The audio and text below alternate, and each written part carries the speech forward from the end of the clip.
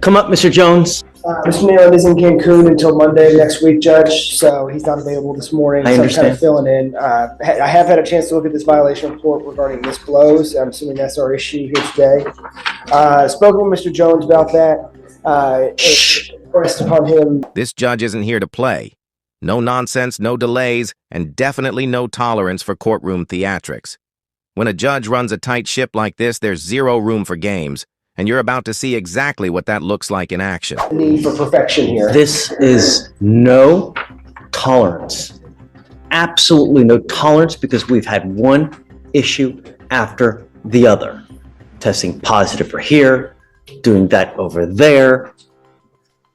We've literally let you go over and over and over. And there's absolutely no excuse for the missed blows. How many missed blows do we have? That's 19, Your Honor. That's 7. Within that 7 are included. But Judge, I would ask, if possible, as I'm not the lead on this case, and I know Justin has had history with the court and Mr. Jones here on this case, if you would consider holding on the consideration of this matter until he returns on Tuesday of next week. So I'm sorry, Ben. I can't. I have to know.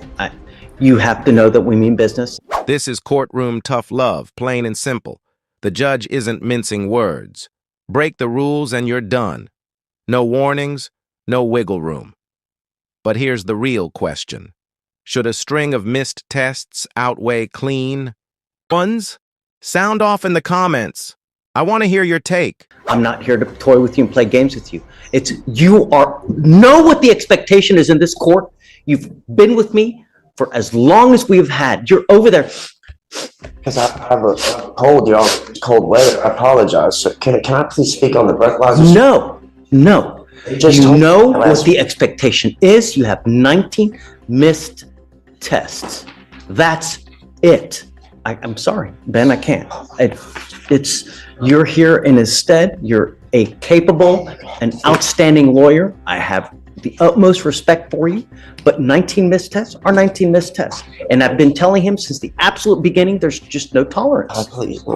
No. It's you. But to his credit, Your Honor, we have no positive UAs. He's been here on weekly UAs, so there's no indication that he's using this to obfuscate for alcohol. I go to sleep early, man. Test. And he is blowing outside the window, so we don't know what he's doing. Oh my God, sir, I go to sleep at 8 o'clock every night, sir. It's just the 10 o'clock ones, and I get my 5 o'clock one first thing in the morning, Your Honor. And you come here and you ask. Oh, they just told me about this last week in pre-trial over there, and they said that I had a 45-day miss.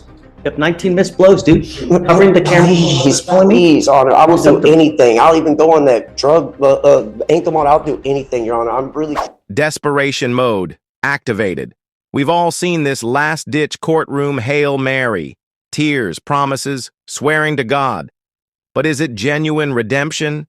Or just another performance? This time it might be too little, too late. I swear to God, I will do anything you want me to do if you just please let me stay. I swear to God, Your Honor, I'm really trying here. Please, Your Honor, it's just, I don't even drink. From the 15th of November, you have been skipping tests. You have been to this court. I go to sleep at 10 o'clock and I still did the ones later on when I would wake up, and they told me this just last week, Your Honor. I swear to God. I swear on everything I love. You know. Please give me a chance, Your Honor. Testing schedule is, and I've given you one pass after the other. He goes with you. No. Oh my God. Your Honor, may we discuss setting a new bond further? Of course. Oh my gosh, Your Honor. Why? Please, I'm trying here. I'm trying to do everything. Goes with you. Oh my gosh. Bond is at 5,001 now because of the prior violations. I will now set it at 10,002. I'm sorry, Ben. Boom. Bond doubles from 5K to 10K. That's what repeated violations will get you. The judge doesn't get emotional. He gets methodical. 19 missed tests, positive results, even camera issues. It's not random. It's a pattern. And in court, patterns matter. He's tested positive literally over and over and over. He continues to test positive for marijuana. When I've told him to stop, he's tested positive for opiates. He's tested positive for this. Now he's skipping blows. He has obscured the camera as well? It's not necessarily that he's obscured the camera, but it's too dark to use it. It doesn't mean that like there's. It's the same thing. If we can't see you in the camera, Yes, sir. then you're fooling. And I'm done with the fooling. That's it. I know that Dustin's gonna be pissed, but I mean, I've got it in black and white. And Dustin knows that it's no tolerance. Consider 7502, Judge, respond. Okay, Ben. Okay. Great. But he has to know that we mean business, man. If I let him go now, I'm enabling, and I'm not gonna do that. I can't. But, fine. Because. Fine. Visit PC, Your Honor. I have some questions. Oh, you picked up a new case. I'm sorry, I'm just getting wind of this now. I didn't realize this. He just picked this up. My client or the person? Yeah, him. Picked up an interference 2 days ago. That's what I'd like to revisit. Yeah, of course. So you were on felony probation for a very serious case, evading arrest in a motor vehicle, which carries up to 10 years in prison. Now you've picked up a new case. Greg, I got to tell you that I don't know how much you know, but I have quite a bit of history with Mr. Zenon here. In fact, within the last 2.5 years, 1, 2, 3, 4, 5, 6, 7, 8, 9. Now he's on his 10th case. Let that number sink in. This guy's rap sheet is starting to read like a mixtape. So how did all those charges end with just probation? Legal loophole? Smart lawyering? Or just an overloaded court system? Drop your take in the comments. Specifically, an unlawful carrying of a weapon, another unlawful carrying of a weapon, another unlawful carrying of a weapon, another unlawful carrying of a weapon, a felony possession of marijuana, felony assault of a pregnant person. And I guess all that worked into a deal where he got on probation for an evading, and now we have. Right, but all those cases were dismissed, correct, Your Honor? Okay. Pursuant to the, I guess, I understand. that we literally had one after the Understand. other, like a rung on a step ladder. One after the other. And- So let's do probable cause. Thank you, Your Honor. You have the right to remain silent. Anything you say can or will be used against you. You have the right to have an attorney present. If you cannot afford one will be appointed to you. I just wanted to give you a heads up of how much history we have with Mr. Zenon, because it's a lot. I appreciate that, Your Honor. Sure. But be that as it may, I'm not going to hold, I've never will hold anything against him. So let's go. On December 3rd of 2024, officers were dispatched to the HEB located at 4955 State Highway 6 regarding a disturbance in progress. Officers received 4 calls, all from witnesses who stated the defendant was arguing with and assaulting a female. While en route to the location, officers observed the couple at the intersection about 0.1 miles away from the HEB where the original call was Observed what? located. They saw the couple at the intersection. Okay, they saw. Okay. Yes, Judge.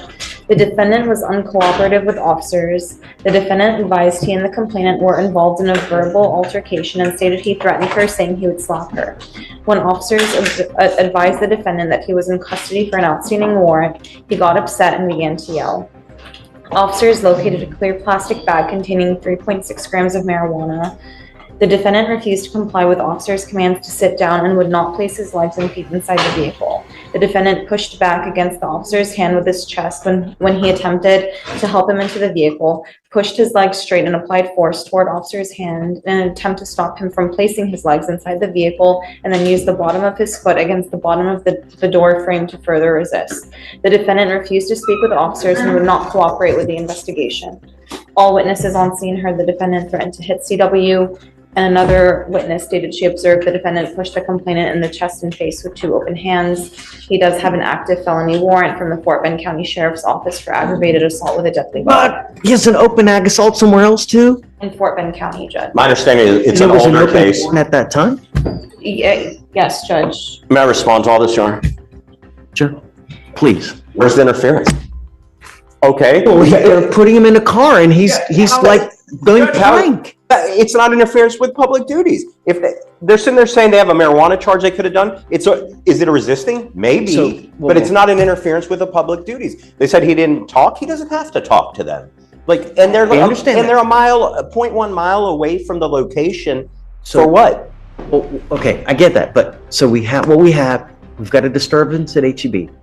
Cops go there. Okay. They start to talk to him, and I guess at that point says, "Hey, man, I'm gonna slap her." So at that point, I mean, that's what we have, Okay. right, Mr. Zenon? There's always two sides to the story. I get it. This is just. Let's hit pause, because this moment is massive. Probable cause might be a low bar, but it carries heavy weight. It's the spark, not the fire, yet it's all it takes to ignite real consequences. Bottom line, you don't have to be proven guilty for your world to turn upside down. Probable cause. It doesn't mean that you're guilty of this offense. It's just probable cause. That, in and of itself, is it enough to continue an investigation? And it is, because it's a potential terroristic threat, right? So they have enough to go forward to investigate. They start investigating, and then they find that you have a felony open warrant, and then they find there was something else that. Was there another warrant that you said? It's the aggravated assault, but Judge, I also would like to point out that But they end up putting him in the car, and at that point, he basically just goes plank like this, for them being unable to effectuate an arrest. And Judge, I don't think that's an interference. I don't. I mean, I think the intent of the law within itself is that if you're interfering with their investigation for something else. He did not interfere with anything. Hold on, let's read the code. Let's read it, because, I mean, there's no better way. Let's read it. Hold on. I'll give you, all right, hold on. Let's pull up the code. Intake could have taken some other things, but Well, certainly, they could have Okay. taken a whole myriad of, I mean, lucky they didn't charge with assault of a peace officer. There's a whole host of other charges that they could have put on, you know? If, they didn't Hit. They took the one that I do not believe applies here. let's read the code. Let's see what the code says, because, you know, there's multiple ways that a charge can, you know, that you can charge someone with facts, right? There's multiple ways that can, it's 3815.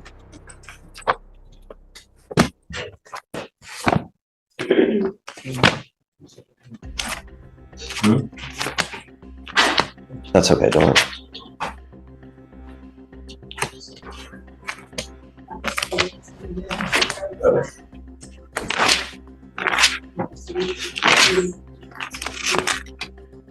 You're right, it could have been like a resisting, you know, but.